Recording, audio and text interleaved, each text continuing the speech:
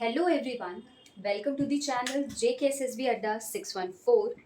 हम लोग डिस्कस करने वाले हैं करंट अफेयर्स, राइट। चलिए, तो आप लोगों को पहली न्यूज़ के साथ लेकर के चलते हैं जो कि जुड़ा हुआ है एक समिट के साथ, जो कि ब्रिक्स समिट है, राइट।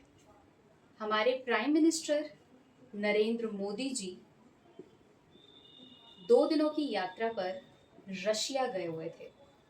2 दिनों की यात्रा पर कहाँ गए हुए थे? रशिया गए हुए थे। कब से कब तक? 22 अक्टूबर से 24 अक्टूबर तक, राइट। क्योंकि इस बार आयोजित की जा रही है 16th ब्रिक्स समिट, और इसे होस्ट कौन कर रहा है? होस्ट कर रहा है रशिया।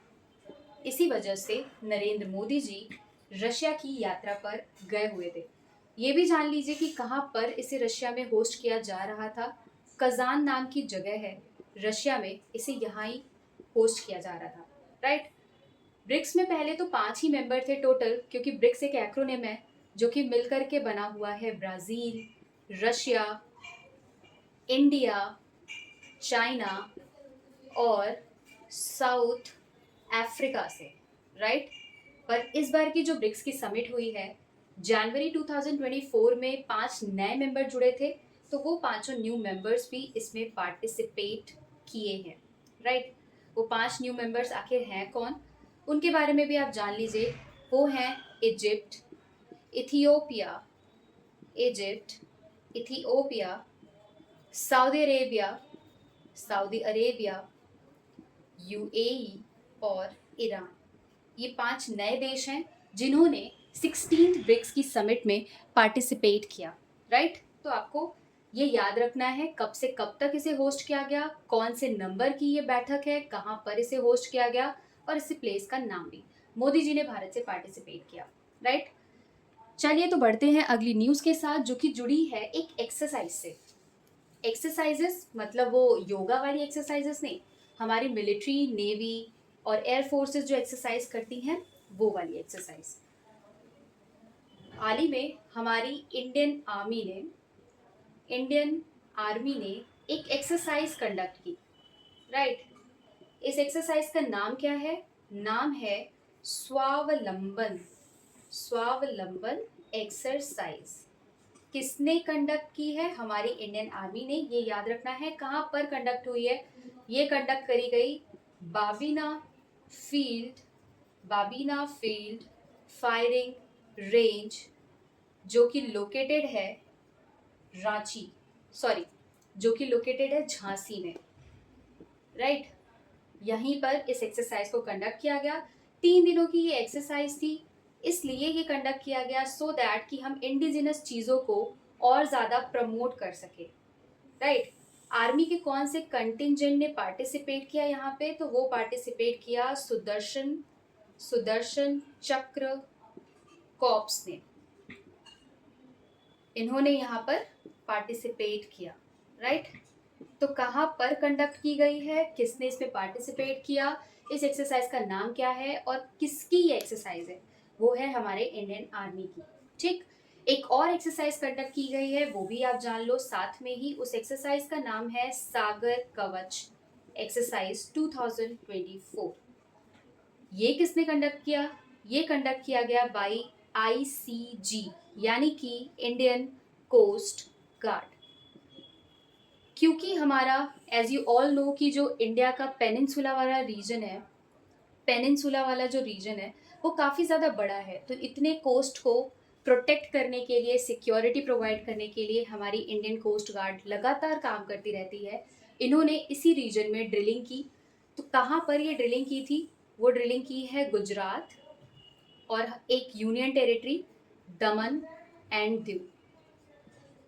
यहीं पर इन्होंने ये एक्सरसाइज कंडक्ट की है हमारे इंडियन कोस्ट गार्ड ने, ठीक।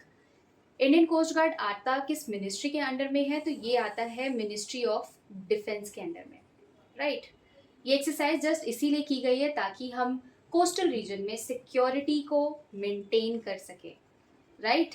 सिक्योरिटी को मेंटेन कर सके, कब से कब तक कंडक्ट की गई ये भी जान लो, 16 से 17 अक्टूबर तक इस एक्सरसाइज को कंडक्ट किया गया, राइट।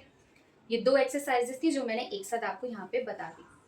चलिए, तो चलते हैं अगली न्यूज के साथ, जो कि जुड़ा हुआ है एक अवार्ड से, ठीक है। वो अवार्ड का नाम क्या है? उस अवार्ड का नाम है ग्लोबल ह्यूमैनिटेरियन अवार्ड, राइट। इस अवार्ड का क्या नाम है? ग्लोबल ह्यूमैनिटेरियन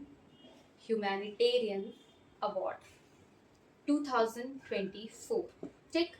जो भी ऐसा पर्सन जिन्होंने काफी अच्छा काम किया है फॉर मेकिंग सस्टेनेबल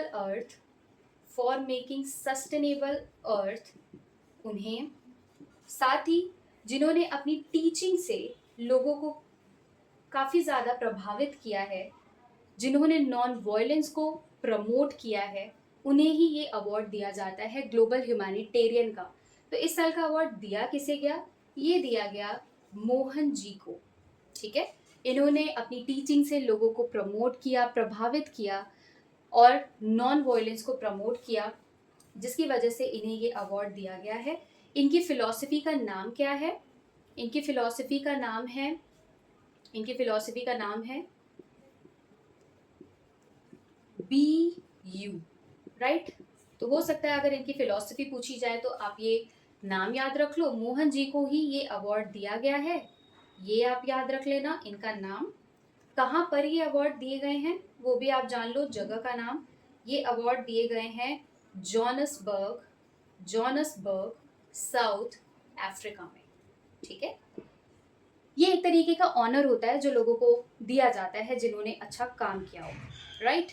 तो ये आपको नाम याद रखना है, कहाँ पर दिया गया वो याद रखना है। चलिए, आपको नेक्स्ट न्यूज के साथ लेकर के चलते हैं जो कि जुड़ा हुआ है स्पोर्ट्स से। हुआ क्या है, विराट कोहली बन चुके हैं फोर्थ इंडियन क्रिकेटर जिन्होंने 9000 टेस्ट रन्स को कंप्लीट किया है, राइट। 9000 टेस्ट रन को कंप्लीट किया है। कब ये रिकॉर्ड इन्होंने कायम किया? तो अभी हाल ही में ऑर्गेनाइज किए जा रहे थे इंडिया वर्सेस न्यूजीलैंड का टेस्ट मैच। कल के न्यूज में मैंने आपको बताया था कि इंडिया ने सबसे लोएस्ट स्कोर किया था इसी मैच में, और यहीं पर विराट कोहली के 9000 टेस्ट रन भी कंप्लीट हो चुके हैं, राइट। अब ये चौथे प्लेयर बने हैं, तो स्टार्टिंग के 1 2 3 भी तो कोई होंगे, first second third. First player Sachin Tendulkar है, सेकंड प्लेयर हैं राहुल द्रविड़, थर्ड प्लेयर हैं सुनील गावस्कर और फोर्थ बन चुके हैं हमारे प्यारे विराट कोहली, राइट। तो आपको ये नाम याद रखना है कि ये चौथे इंडियन क्रिकेटर बन चुके हैं, राइट। चलते हैं अगली न्यूज के साथ, which is related to a day, एक दिन से जुड़ा हुआ है ये वाला न्यूज। 24 अक्टूबर को सेलिब्रेट किया जाता है एज यूएन डे के फॉर्म में। यूएन डे यानी कि यूनाइटेड नेशनल डे, ठीक है। क्योंकि हुआ क्या था, 1999 में यूएन का जो पहले नाम हुआ करता था वो था लीग ऑफ नेशन, राइट। लेकिन जब वर्ल्ड वॉर 2 हो रहा था 1941 में, ये डिसाइड किया गया कि एक ऐसी इंटरनेशनल ऑर्गेनाइजेशन बनाई जाए जो कि पीस के लिए काम करे और सिक्योरिटी के लिए काम करे। फाइनली 24 अक्टूबर 1945 में सैन फ्रांसिस्को